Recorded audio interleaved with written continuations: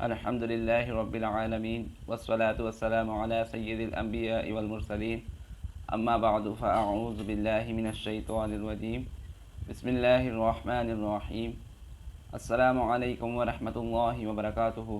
معزز سامعین و ناظرین، کیسے ہیں آپ؟ ٹھیک ہیں؟ امید ہے آپ سب خیریت سے ہوں گے۔ میری دعا ہے اللہ پاک آپ کو خوشحال اور تندرستی والی زندگی عطا فرمائے۔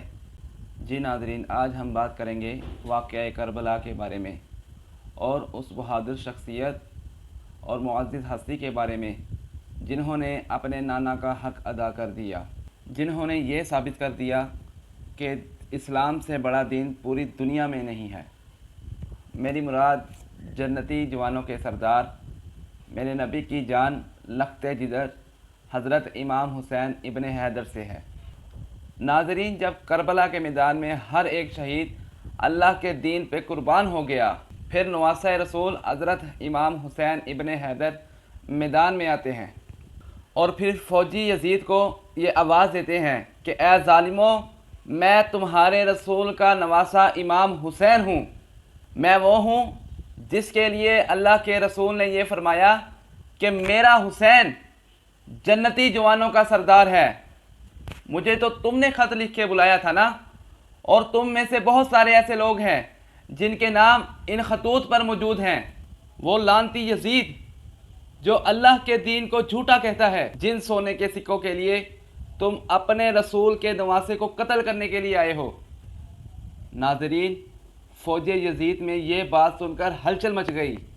اتنے میں شبر ابن سعد کہتا ہے کہ حسین کے خطبے کو روکو، یہ نہ ہو کہ ہماری فوج میں بگاڑ پڑ جائے۔ تو بس جیسے ہی لوگ امام حسین پہ حملہ کرنا شروع کرتے ہیں تو امام حسین اللہ کی صدا لگاتے ہوئے میدان میں آتے ہیں، تو مشرق کی فوج مغرب کی طرف اور مغرب کی فوج مشرق کی طرف دوڑنے لگ جاتی ہے۔ تو ناظرین، تاریخ نے لکھا ہے کہ فوج یزید میں ایسی ہلچل مچتی ہے کہ فوج یزید کے سپاہی کوفے تک جا پہنچتے ہیں۔ اتنے میں عمر بن سعد کہتا ہے کہ اے شمر، یہ علی کا شیر ہے، اس کو مات دینا مشکل ہے، ناممکن ہے۔ تو شمر، تو جا ان کے خیموں کو آگ لگا دے۔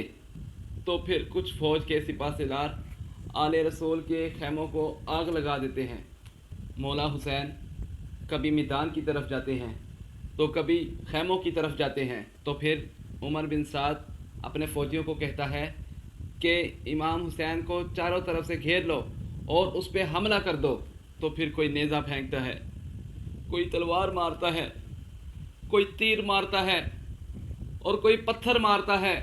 تو ناظرین، تاریخ میں لکھا ہے کہ جس کے پاس مارنے کے لیے کچھ نہ تھا، وہ کربلا کی گرم زمین سے مٹی اٹھا کر میرے حسین کی طرف پھینکتا ہے۔ اتنے میں غیب سے آواز آتی ہے کہ اے میرے حسین، تیرا اللہ تجھ سے راضی ہے۔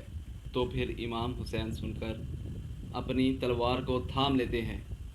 تاریخ نے لکھا ہے کہ ناظرین، کہ آپ کے جسم پہ اتنے تیر تھے کہ زخموں کے لیے کوئی جگہ خالی نہ تھی۔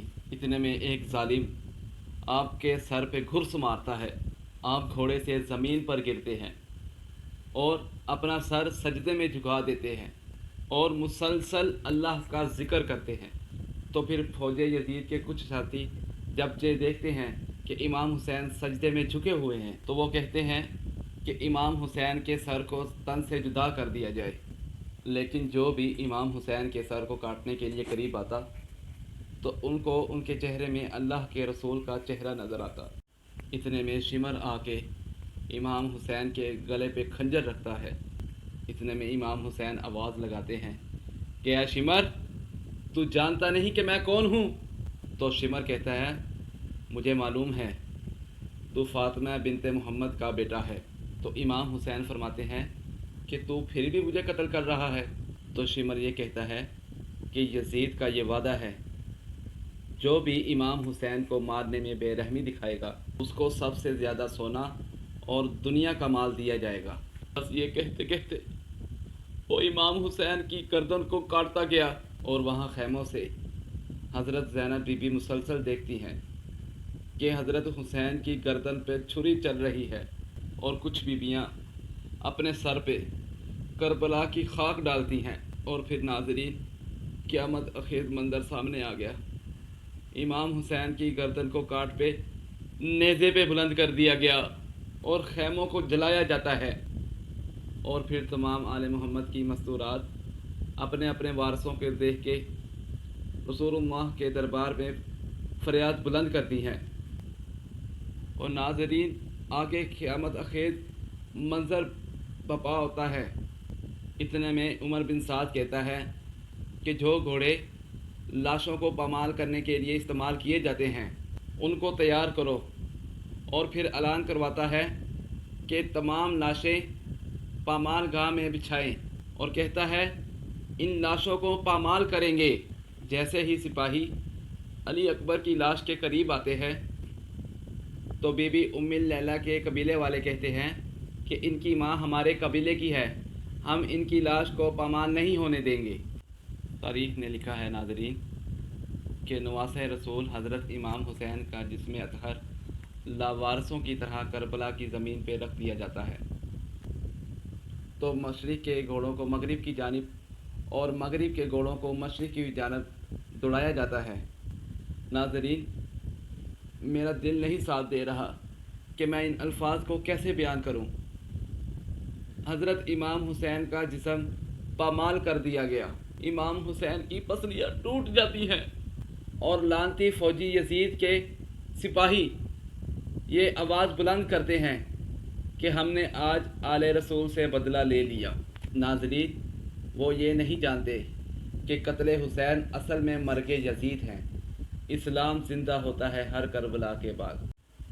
جن کو دھوکے سے کوفے بلایا گیا، جن کو بیٹھے بٹھائے ستایا گیا، جن کے بچوں کو بھوکا اور پیاسا سلایا گیا، جن کی گردن پہ خنجر چلایا گیا، اس حسین ابن حیدر پہ لاکھوں سلام۔